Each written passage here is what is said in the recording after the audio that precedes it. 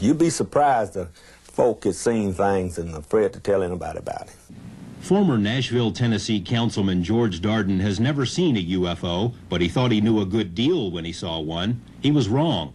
Darden hoped he could create a few jobs and some tourist income by building, with city funds, a UFO landing pad, sort of a Nashville-style welcome wagon for visitors from the Crab Nebula and beyond. The plan was defeated by a council vote of 27-1.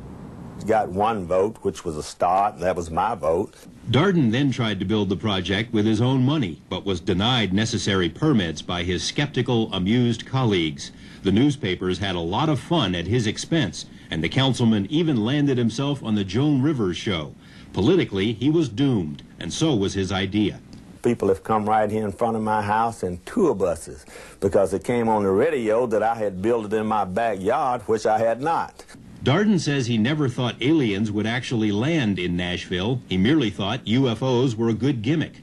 What he didn't know is that the seeds of his demise had been planted decades before by intelligence agencies who secretly plotted to make certain that the media and the public would never take UFOs too seriously, and that anyone who did take UFOs seriously would be subjected to ridicule and laughter.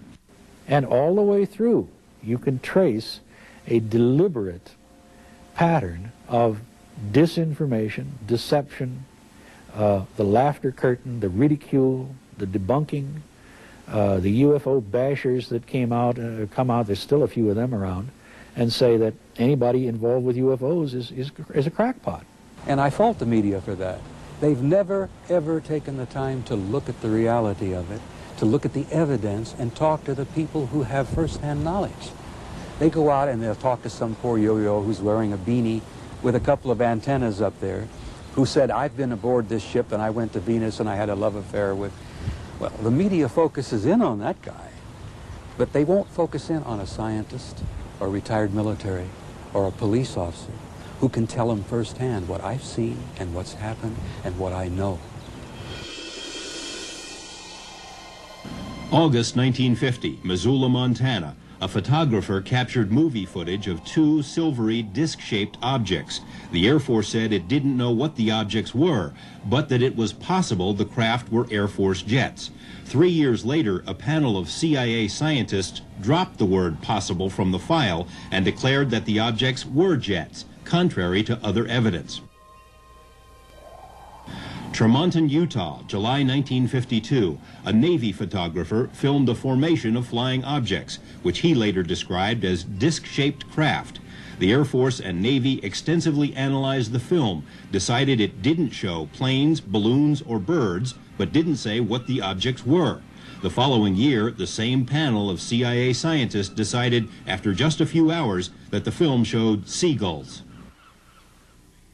Wisconsin, 1952. A formation of UFOs is confirmed on radar. Bermuda, 1954. Again, radar captures images of craft described as UFOs. In the late 40s and early 50s, it became abundantly clear to governments around the world that something unusual really was flying around, something that was seemingly beyond any known technology. Rather than admit their ignorance and confront the issue head-on, governments did then what they tend to do today. They lied. I think, in a nutshell, that the government painted itself into a corner about UFOs for very legitimate reasons 45 years ago. And I think the paint's still wet. They didn't know what to do about it. Flying saucers.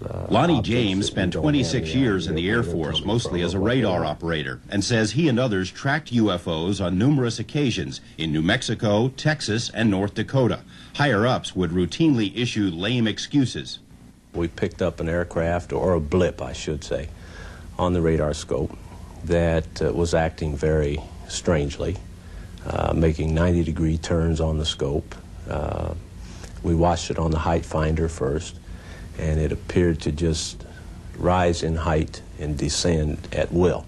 We don't have any idea of where they're coming from or what they are. And it's being suppressed by our own government. The individual who told us it was a weather balloon or who told us it was a missile from White Sands had to be an idiot. Total idiot.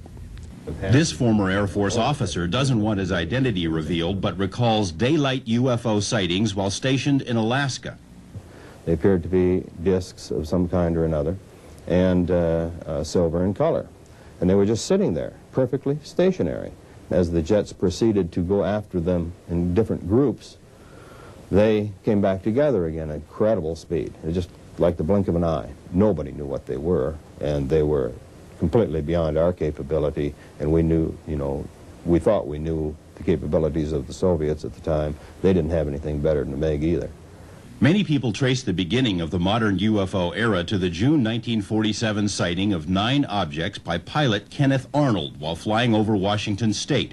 Arnold compared the flight of the objects to a saucer skipping across water, and the term flying saucer was born.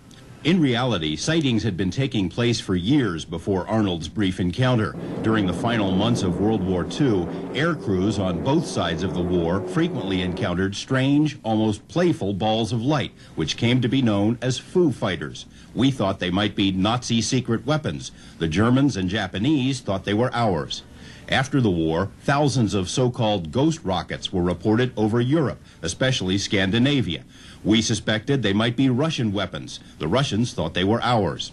UFOs burst onto the American scene in 1947. Kenneth Arnold's was one of nearly 900 sightings that summer. In early 1948, a military pilot, Captain Thomas Mantell, chased a UFO over Kentucky. Mantell radioed back that the object was metallic, of tremendous size. A few minutes later, his plane crashed, and Mantell was dead. The official explanation was that he was chasing the planet Venus and blacked out for lack of oxygen. A metallic Venus didn't wash with many people. Former U.S. Senator and Air Force General Howard Cannon served with Captain Mantell. He went to altitude, and he kept trying to go, trying to follow it. He did report in what he was seeing on the radio, and eventually he just spun out and went in. On the surface, all was calm, but behind the scenes, military officials were greatly concerned. They worried that these unidentified objects might be advanced weapons from an enemy nation, so secret studies were begun. A joint Army-FBI study concluded that the objects were real, not imaginary, that they appeared to be metallic, disc-shaped, manufactured craft capable of great speeds and evasive maneuvers. The existence of this study was kept secret until 1976, 29 years later. The Air Force began its own study centered at Wright-Patterson Air Base in Ohio and dubbed Project Sign. In August of 1948, a top-secret evaluation was written based on an analysis of 200 early cases. The Project Sign report concluded, astonishingly, that UFOs were almost certainly interplanetary craft. But when the document was forwarded to Chief of Staff Hoyt Vandenberg, the general disagreed with the conclusion and ordered all copies of the report destroyed. Vandenberg later confided that such a conclusion would have, quote, caused a stampede, meaning widespread panic.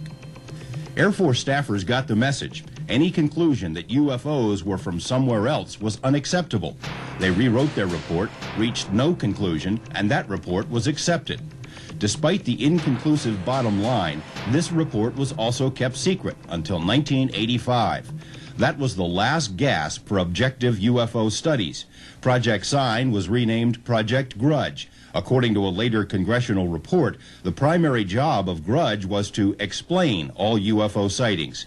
Even with this mandate, Grudge staffers still found they could not explain 23% of UFO incidents. Their final report chalked up these unknown sightings to, quote, psychological explanations, the first official declaration that people who see flying saucers are crazy. The government has been aware since the late 40s at least that we are dealing with, in many cases, solid vehicles, not from this earth, that they are powered by extremely advanced propulsion systems, and that in some cases occupants have been seen. The Air Force went to great lengths to convince the public there was nothing to worry about. when tens of thousands of people from the Dakotas to Mexico witnessed a formation of bright UFOs, the Pentagon dismissed it as a misidentification of the constellation Orion, even though at the time Orion could only have been seen from the other side of the Earth. When witnesses reported the apparent landing of a UFO at White Sands, New Mexico, the Air Force determined that what had been seen was the planet Venus, to which one scoffer replied, "What an historic occasion, the night Venus landed on the gypsum flats of New Mexico." The joke making the rounds in those days was that for every 200 UFOs sighted, the Air Force could explain away 210.